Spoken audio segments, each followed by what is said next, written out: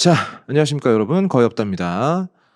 저번 주에 처음 이제 얼굴을 내보내는 걸작선이 처음 나갔는데 많은 분들께서 많은 말씀을 주셨는데 그중에서 제가 가장 공감했던 이야기는 왜 이렇게 하는 사람도 어색하고 보는 사람도 어색하냐 뭐 이런 말씀이셨어요.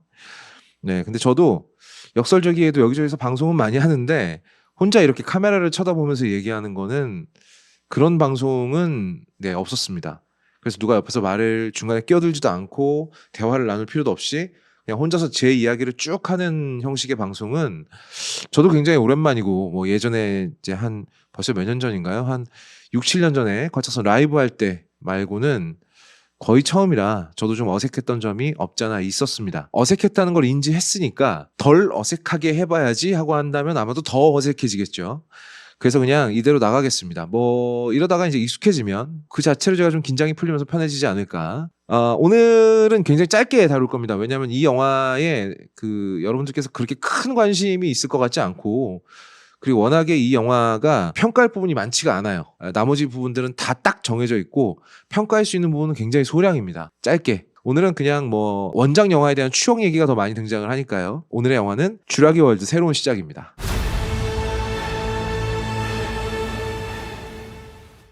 이 영화는 앞에서 말씀드렸다시피 별로 이야기할 거리가 많지 않습니다. 많지 않은 이유가 있어요. 왜냐하면 이 이야기는 이야기의 형식과 등장인물과 그리고 심지어는 메시지까지 이미 정해진 상태에서 출발을 하기 때문에 그렇습니다. 그것이 무엇인고 하니 스티븐 스필버거가 만든 쥬라기 공원 1편, 쥬라기 공원은 2편까지만 보시면 됩니다. 3편은 보실 필요 없어요. 스티븐 스필버거가 직접 감독을 한 쥬라기 공원 그 1편서부터 굉장히 일관된 메시지를 갖고 있는 영화입니다. 사실 여기서 더 이상 뽑아낼 메시지도 없어요. 그렇다면 무슨 이야기를 할지를 이미 정해놓고 만드는 영화란 얘기입니다. 그러니까 당연히 창작자가 새롭게 추가하거나 더할 수 있는 부분이 극히 적어요. 그러니까 우리는 그 부분만 확인해 보면 되는 겁니다. 사실 이런 부분을 확인 안 해봐도 됩니다. 왜냐하면 저 같은 경우는 공룡이라는 생물체를 좋아하기 때문에 일단 이 쥬라기 시리즈가 나오면 무조건 극장에서 봅니다. 헐리우드가 돈을 쏟아부어서 만들어낸 CG를 이렇게 본격적으로 아주 풍성하게 눈요기 할 수 있는 영화 시리즈가 몇 개 없어요. 그래서 저는 가서 무조건 봅니다. 이번에는 또 얼마나 공룡을 잘 만들었을까, 디테일한 부분은 얼마나 좋아졌을까, 그리고 또 내가 아는 공룡은 또 얼마나 나올까, 뭐 이런 여러 가지 일들 때문에 저는 아무리 허접한 영화가 나와도 일단 쥬라기 시리즈가 나오면 극장 가서 봅니다. 게다가 이 시리즈의 제작 총괄이 누굽니까? 스티븐 스필버그입니다. 이 사람이 그냥 허접되게 영화를 만들 사람은 아니에요. 가끔 좀 재미가 없거나 조금 이거 스필버그답지 않게 영화가 너무 진지한데 뭐 이런 영화가 나올 수는 있지만 적어도 스티븐 스필버그의 손이 닿은 혹은 스티븐 스필버그가 직접 관리하는 시리즈 중에는 허접한 영화는 없습니다. 그럼 이제 그게 무슨 소리냐? 저번 그 쥬라기 월드 시리즈 마지막 편 얼마나 허접했냐? Bigger. Why do they always have to go bigger? 이렇게 얘기하시는 분들이 있는데 그래도 기본은 한다는 얘기죠. 기본은 철저하게 보장되어 있는 시리즈에서 내가 더 구경거리가 얼마든지 있다. 이런 시리즈라면 저는 당연히 극장에 갑니다. 근데 아마도 많은 아이들이 지금도 공룡을 굉장히 좋아할 거예요. 공룡이라는 존재는 그만큼 특별하고 그리고 아이들의 동심을 잡아끄는 무언가가 있습니다. 뭐 그 무언가는 제가 이제 너무 어른이 돼버려서 잘 모르겠습니다만 그건 이제 얘기 후반에 좀 더 이야기를 이어서 해보도록 하죠. 자, 그렇다면 스티븐 스필버그가 이번 시리즈, 그러니까 새로운 시작이죠. 부제에서부터가 여기서부터 또 리부트다라는 걸 대놓고 말하고 있는 새로운 시작. 이 감독을 누구를 갖다 꽂았느냐. 가렛 에즈워즈를 데려다가 감독을 시켰습니다. 이 사람이 뭘 만들었죠? 고질라. 고질라는 뭐다? 괴수물. 자, 괴수물을 만든 경험이 있는 그리고 스타워즈 로그원을 만든 스타워즈 로그원은 제 생각에는 그렇게 좋은 작품은 아닙니다만 어쨌든 성공한 작품이기 때문에 두 개가 겹쳐진 거예요. 새로운 시리즈의 리부트를 만들어봤고 그리고 괴수물을 만들어봤어요. 그러니까 믿고 맡긴 겁니다.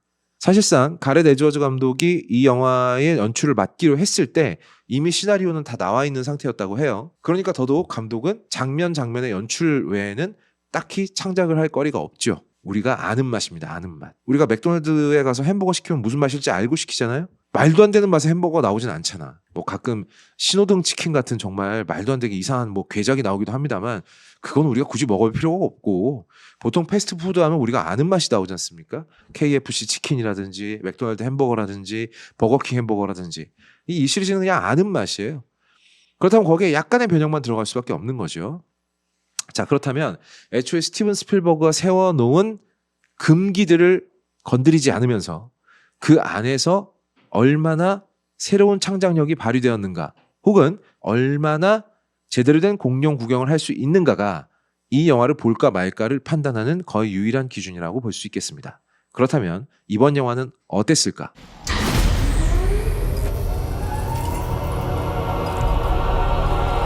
자, 앞에서도 말씀드렸다시피 이 시리즈의 제작 공식은 완벽하게 나와 있습니다.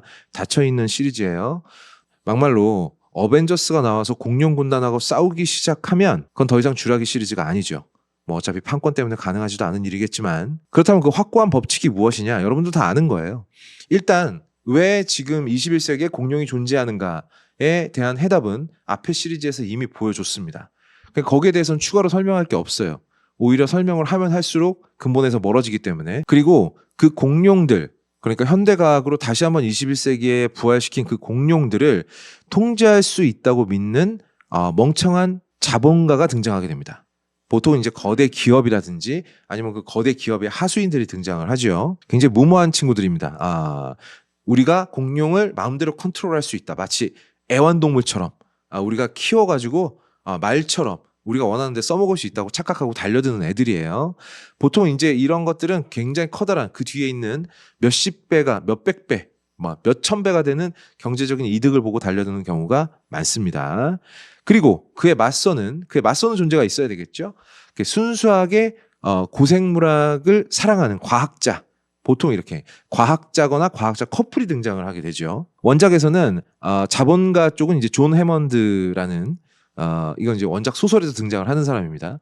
존 해먼드라는 자본가가 등장을 했고, 이제 반대쪽 순수한 연구자로 등장하는 과학자들, 샘 닐과 로라 던이 연기했던 앨런 그랜트 그리고 엘리 세틀러, 이 두 사람이 과학자로 등장을 하죠.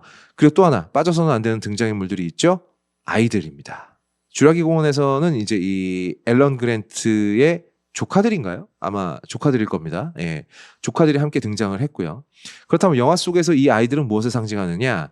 영화 속에서 이 아이들은 관객의 눈높이예요. 고생물학자도 아니고 그렇다고 자본가도 아닌 테마파크에 놀러 갔다가 공룡에게 쫓기게 된 아이들. 이게 관객의 눈높이입니다. 스티븐 스필버그가 언제나 얘기했지만, 스티븐 스필버그가 시나리오 작업을 할 때 관객의 눈높이, 그러니까 지적 수준이라든지 이런 거를 한 중학생 정도에 놓고 시나리오를 쓴다는 이야기는 많이 들어보셨을 거예요.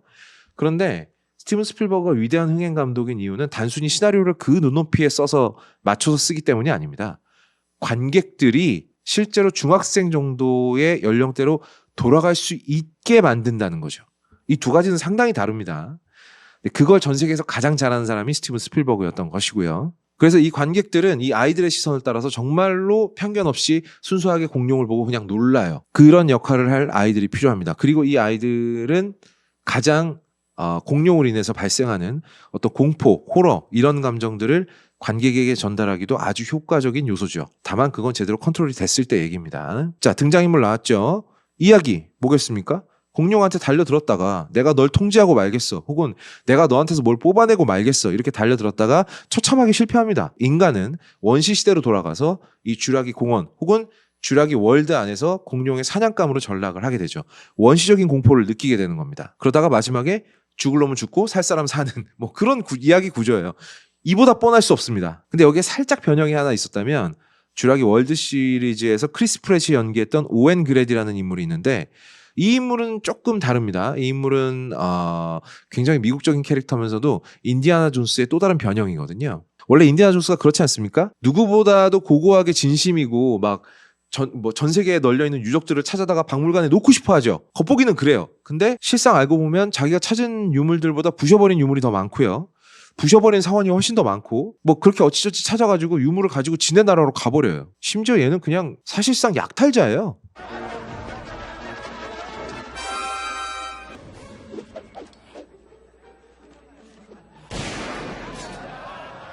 오웬 그레디라는 인물도 사실은 그래요. 누구보다 공룡의 생태계를 이해하고 존중하는 것처럼 하지만 사실은 공룡 조련사죠. 굉장히 이율배반적인 인물인데, 그냥 이런 캐릭터가 나올 때는 대충 미국인들이 좋아하는 아메리칸 상남자 스타일이다, 이렇게 이해를 하시면 되겠습니다. 오웬 그레디가 그 벨로시랩터를 그 이렇게 막 조종하거나 혹은 길들이는 장면을 보고 있으면 야생마를 길들이는 카우보이를 보고 있는 것 같거든요. 그리고 오토바이를 타고 막 벨로시랩터들과 같이 달려나가는 장면을 보면 소떼를 몰고 나가는 카우보이 같아요. 그래서 이건 그냥 미국인들이 좋아하는 배드에스 캐릭터를 현신시켜 놓은 것이다. 근데 이 배드에스 캐릭터 때문에 이 쥬라기 월드 시리즈는 상당한 타격을 받게 되는데, 왜냐하면 이 시리즈 안에서 공룡은 통제할 수 있는 존재가 되면 안 되거든요. 근데 이 오웬 그레디라는 인물은 아주 작게나마 벨로시랩터 몇 마리나마 통제할 수 있는 인물이란 말이에요. 그러니까 이런 인물이 있으면 안 돼요. 이건 금기를 깨는 인물입니다. 그래서 크리스 프렛이 개인적인 매력으로 굉장히 하드캐리하기는 했지만 저는 이 오웬 그레디라는 인물은 주라식 시리즈에 있으면 안 되는 인물이다라는 생각이 들었고, 당연히 이번에 리부트되면서 이 인물은 빠졌습니다. 다시 공룡은 통제 불능한 존재가 되었어요. 이 사실 오웬 그레디가 길들이는 벨로시랩터들은 나중이 되면 그냥 강아지 같아요. 귀여워져 버린단 말이죠. 이러면 안 된다는 겁니다. 그래서 이번엔 다른 변형이 등장하는데 그게 누군가 하니 여러분 포스터에 다 보이시다시피 스칼렛 요한슨입니다. Dr. Henry Loomis, this is Zora Bennett. 저는 일찍이 영화 유튜브를 시작하면서 몇 가지 맹세한 게 있습니다. 어지간하면 스칼렛 요한슨이 나오는 영화는 까지 않겠다. 뭐 아무것도 아닌 맹세를 저 혼자 한 적이 있는데 그게 이제 공각기동대에서 깨졌죠. 공각기동대 너무 심한 영화였어요. 일본인들이 잔뜩 나와서 죄다 영어를 하는 영화라니. 어쨌든 그 이후에 스칼렛 요한슨은 마블에서 한창 이제 아주 이렇게 개꿀 마블 머니를 취득한 다음에 마블에서 은퇴했죠. 그리고 나서 본격적으로 헐리우드 블록버스터에는 이 영화로 복귀했다고 보셔도 될 것 같습니다. 재밌는 거는 그 크리스 프렛이 연기한 오웬 그레디도 그렇고요. 스칼렛 요한슨이 연기한 조라 베넷도 그래요. 둘 다 그냥 마블에서 은퇴하고 일로 왔다라는 게 그냥 역할로도 이어집니다. 크리스 프렛이 스타로드 은퇴하고 지구로 돌아와서 난 지구에서 딱히 할 일이 없네. 공룡 조련사라는 게 있어? 그거 한번 해봐야겠다. 이러고 쥬라기 월드로 갔으면 그냥 오웬 그레디예요. 또한 스칼렛 요한슨이 블랙 위도우 활동을 막 하다가 어벤져스에서 나 아무래도 죽기 싫은데 이러고 죽은 걸로 위장하고 은퇴해서 살고 있다가 이런 의뢰를 받고 공룡의 피를 채취하러 간다. 이렇게 얘기해도 전혀 부담스럽지 않게 이어집니다. 물론 공식 설정은 그렇지 않죠. 하지만 받아들이는 관객들에게는 이런 서사가 그냥 자연스럽게 생기기 때문에 만드는 쪽에서는 굉장히 편해요. 이 인물의 서사를 길게 설정할 필요가 없거든요. 그냥 스칼렛 요한슨이 나오면 되는 거예요. 그럼 자동적으로 사람들의 머릿속에 뭐가 떠올라? 블랙 위도우가 떠오르는 겁니다. 굉장히 편리한 캐스팅이다. 거기다가 스칼렛 요한슨은 예전에 오웬 그레디가 했던 것처럼 막 육체적으로 우락부락하고 막 해결사 역할, 막 배드에스, 막 때려 부수는 이런 역할을 할 수는 없어요. 여기서는 리더의 역할을 맡죠. 그리고 피지컬한 부분을 채워줄 만한 또 다른 배우가 한 명 등장을 하는데 마흐샬라 알리입니다. 마흐샬라 알리가 무슨 덩컨 도너츠 비슷한 이름으로 나오는데 덩컨 킨케이드 라는 역할로 등장을 합니다. He's your guy. We're the best at moving things and people in and out of places they shouldn't be. 그러니까 백인 남자 한 명이 할 역할을 이 둘이 나눈 거예요. 백인 여자 한 명과 흑인 남성 한 명이. 그래서 이 두 사람은 이제 공룡에게서 유전자를 채취하러 공룡들이 우글대는 곳으로 갑니다. 누가 따라가죠? 사악한 자본가의 쫄따구 하나가 쫓아가죠. 왜냐하면 이 두 사람이 제대로 임무를 수행하는지 확인하기 위해서, 그리고 누구보다 빨리 그 샘플을 채취한 걸 가지고 오기 위해서 쫓아가게 됩니다. 자, 공식 그대로 가죠. 공식대로 가려고 그러면 몇 명이 더 필요해요. 누가 필요하죠? 과학적 열정으로 가득 찬, 학구적인 열정으로 가득 찬 과학자가 필요합니다. 여기는 백인 남자를 준비했습니다. 조나단 베일리가 연기하는 헨리 루미스라는 인물이 있는데 이 인물은 그냥 스칼렛 요한슨에게 호감을 느끼면서 동시에 공룡을 눈앞에서 확인하고 싶어하는, 그러면서도 자기 목숨 아까운 줄은 모르는 엘리트 멍청이가 되겠습니다. 굉장히 어떤 인물 구성이 굉장히 PC하죠. PC 말이 나와서 말인데 쥬라기 공원 시리즈, 쥬라기 시리즈에 꼭 필요한 등장인물 한 파트가 더 남았습니다. 어린아이들이 있어야 되겠죠. 그래서 등장한 게 델가도 가족들입니다. 델가도 아빠, 델가도 딸, 델가도 작은 딸, 델가도 첫 딸의 남자친구, 이렇게 델가도 가족 무리가 형성되어 있죠. 여기는 어디다? 히스패닉입니다. 이거 정말 이거 좀 이렇게, 저는 이게 헐리우드의 21세기 새로운 타입 캐스팅이라고 생각해요. 이렇게 인종별로 완벽하게 나눠 놓을 수 있나. 근데 왜 동양인은 없나? 라는 불만이 살짝 있었습니다만 뭐 지들이 만드는 거니까 알아서 하라고 하고요. 이 델가도 가족들 같은 경우에는 그냥 필요해서 넣은 인물들이기 때문에 어떤 우리가 여기다가 논리를 들이대는 순간 굉장히 피곤해집니다. 왜냐하면 일단 등장할 때 어떻게 등장을 하냐 그러면 이제 혼자 남은 아버지가 자기 큰딸과 작은딸 그리고 큰딸의 남자친구를 싣고 보트 크지도 않아요. 보트 작은 보트 하나를 가지고 대서양 횡단을 하겠다고 들면서 등장을 하거든요.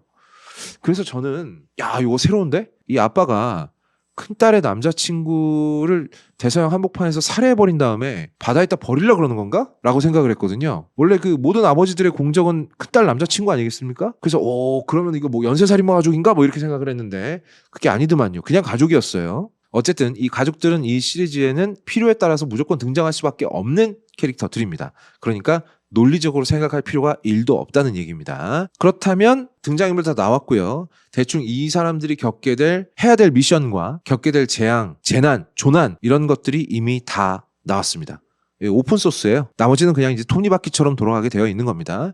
뭐 웅장한 화면 나올 때 존 윌리엄스 테마 음악 한번 나와주고요.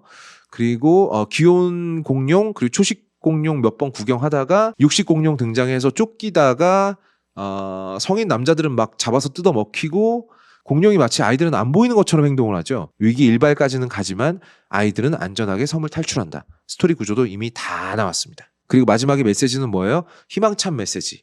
우리는 이걸로 인해서 우리 인간들은 더 이타적인 마음을 갖고 더 번영하게 될 거예요. 이런 희망적인 메시지를 던지면서 영화는 끝나게 되겠죠. 심지어 이 이야기 구조는요.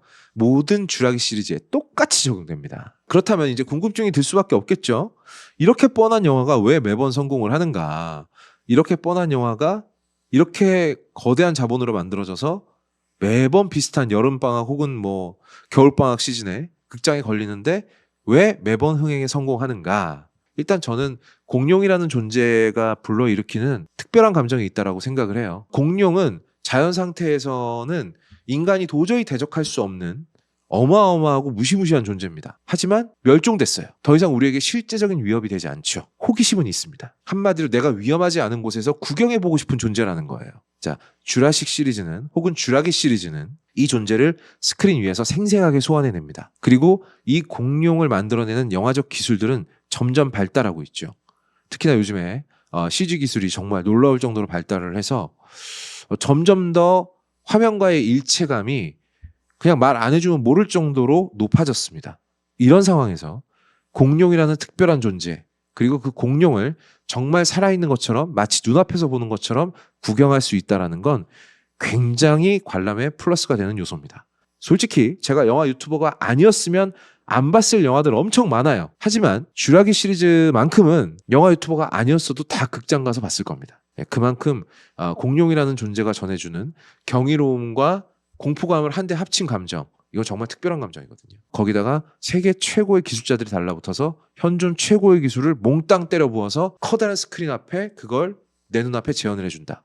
이거 뭐 아이들이 싫어할 수가 있을까요, 이걸? 일단 아이들은 그리고 기본적으로 공룡을 좋아합니다. 뭐 이유는 저도 잘 몰라요. 근데 아이들은 공룡을 좋아하더라고요. 게다가 좋은 SF 영화, 그러니까 사이언스 픽션, 좋은 사이언스 픽션의 조건은 제가 항상 하는 얘기입니다만 정말로 완벽하게 과학적 사실에 부합하는가가 아니에요. 그걸 얼마나 진짜처럼 보여주는가거든요. 오래전 영화지만 쥬라기 공원 1편에서 스티븐 스필버그가 이 DNA, 공룡들의 DNA를 어떻게 추출해서 어떻게 공룡들을 다시 만들어냈는가를 설명해주는 씬을 보세요. 이 장면에 등장하는 설명은 마이클 크레이튼이 자기 소설에 다 써놓은 겁니다. 근데 그걸 뭐 한 1분도 안 되는 시간 동안 정리해서 깔끔하게 보여주는 스티븐 스필버그의 기술. 이걸 보고 나면 우리는 그걸 과학적으로 증명해보기 전에 이미 감정적으로 납득이 되어버립니다. 아하, 저렇게 하면 공룡이 살아날 수도 있겠구나. 그런 상태에서 공룡을 실제로 보는 거예요. 어마어마한 구경거리라고 볼 수 있죠. 동물원 가서 코끼리만 봐도 신기한데 어떻게 공룡을 안 봐. 자, 스칼렛 요한슨이고 마흐샬라 알리고 간에 둘 다 훌륭한 연기자들입니다. 하지만 이들은 이 시리즈에서는 조연입니다. 주연은 공룡들이죠. 그리고 쥬라기 공원 새로운 시작은 바로 이 지점에서 실패했습니다.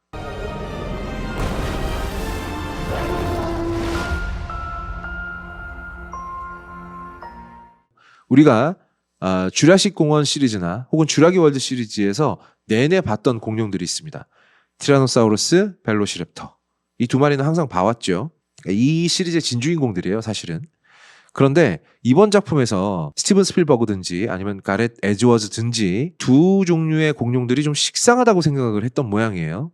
그래서 유전자 합성 돌연변이 공룡을 본격적으로 들고 나옵니다. 그리고 이 지점이 완전히 틀렸어요. 이거는 저는 이견이 없을 거라고 생각합니다. 이 지점에서 이 영화는 실패했습니다. 왜냐하면 지금 이번에 나온 새로운 그런 돌연변이 공룡들은요, 일단 근본이 없어요. 이 근본이라 하면 무엇인가? 왜 우리가 공룡이라는 존재를 더 실감나게 느끼게 되는가? 다시 쥐라기 공원 1편으로 돌아가 보죠. 거기서 보면 그랜트 박사가 벨로시랩터의 화석으로 남아있는 그 발톱 하나를 가지고 벨로시랩터가 얼마나 무시무시한 사냥꾼이고 얼마나 무서운 육식동물인지를 아이에게 설명해주는 장면이 있어요. 걔는 말이야, 네가 미처 감지하기도 전에 네 뒤로 돌아와서 네 목을 물어뜯을 거야. 그리고 발톱으로 배를 여기서부터 여기까지 그어 놓겠지. 그럼 넌 내장이 쏟아져 내릴 거야. 막 이렇게 설명해주는 장면이 있거든요. 그리고 아이가 겁에 질립니다. 관객들도 겁에 질리죠. 설명을 듣고 마치 진짜로 고생물학자의 말을 들은 것처럼 벨로시랩터가 그런 애구나 라고 알게 돼요. 그리고 영화 후반부에 가면 어떻게 되죠? 그 벨로시랩터를 진짜로 보게 됩니다. 이게 근본이 있는 거예요. 게다가 벨로시랩터는 실존했던 공룡입니다. 벨로시랩터를 보면서 우리가 느끼는 감정과 여러분 이건 돌연변이 공룡이에요 라고 만들어낸 무슨 이상한 뭐 뮤타돈이라든지 또 하나 있는데 이름 되게 웃기네. 디스토르투스랑 뮤타돈, 이 두 종류의 공룡은요 상당히 디자인이 잘못됐습니다. 뮤타돈 같은 경우에는 날개 달려있는 익룡과 어떤 그 벨로시랩터의 잡종처럼 생겼는데 기본적으로 저는 이 디자인을 한 사람이 판타지 매니아인가 싶었어요. 그 판타지에 나오는 와이번이라는 새가 있는데 걔랑 똑같이 생겼어. 뭔가 묘하게 근본이 없네. 얘가 뭐 실존했던 공룡인 것도 아니고 화석이 나온 것도 아니고 그냥 지 멋대로 만들어낸 거잖아요. 기능에 따라서 만들어낸 공룡이라서 전혀 매력이 없습니다. 더 심각한 애가 있죠. 디스토르투스. 얘는 심지어는 공룡인데 약간 인간형이에요. 약간 이렇게 일어서면 사람처럼 생겼고 가슴에 팔이 한 쌍 더 있어요. 제가 이거 찾아봤는데 디자인을 할 때 티라노사우루스랑 에이리언에 등장하는 제노모프하고 합쳐놓은 거래요. 아니 이게 무슨 짓이야? 아니 어떻게 이렇게 근본이 없을 수가 있나? 등장하는 순간부터 이상합니다. 그리고 마지막까지 이상해요.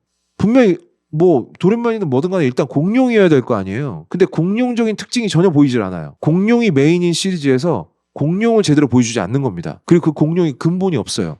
이건 굉장히 치명적입니다. 그것만 보면은 이 시리즈는 분명히 낙제점인데 그렇다면 절대로 보지 마세요. 뭐 이럴 정도로 재미가 없느냐?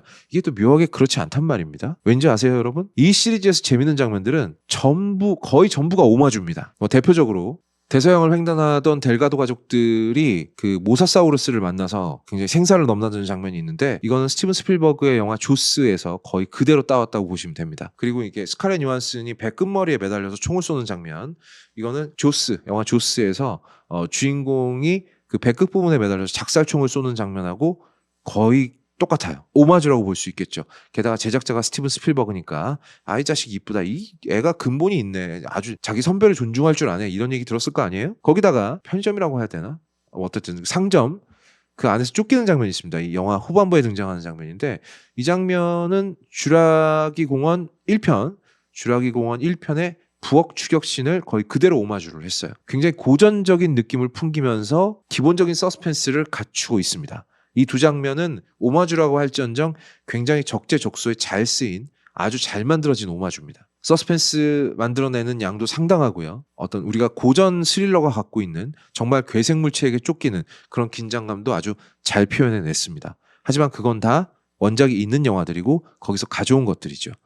그래서 역설적이게도 이 시리즈는 새로운 시작이라는 제목이 붙어 있지만 사실은 장점은 전부 과거의 시리즈들에서 가져온 것들입니다. 그리고 가렛 에즈워즈 감독은 이 모든 걸 가져다가 제법 잘 섞어놨어요. 그래서 영화의 전개가 지루하다거나 아니면 불필요한 부분이 많다거나 이렇지 않습니다. 이건 이제 연출과 편집의 미학이겠죠. 이런 부분에서 꽤나 훌륭하기 때문에 재미가 없지는 않습니다.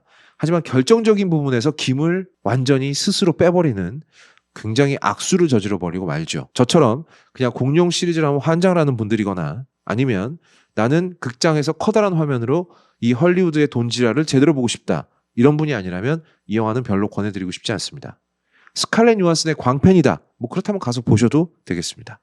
그 외의 분들에게는 굳이 이걸 극장까지 가서 봐야 될까? 혹은 내 자녀가, 내 아이가 보고 싶어 한다. 그럼 같이 가서 보세요. 부모님도 지루하시지는 않을 겁니다. 그 외에는 딱히 관람을 권하고 싶지는 않습니다. 그래서 쥐라기 월드 새로운 시작해드리는 저의 평가는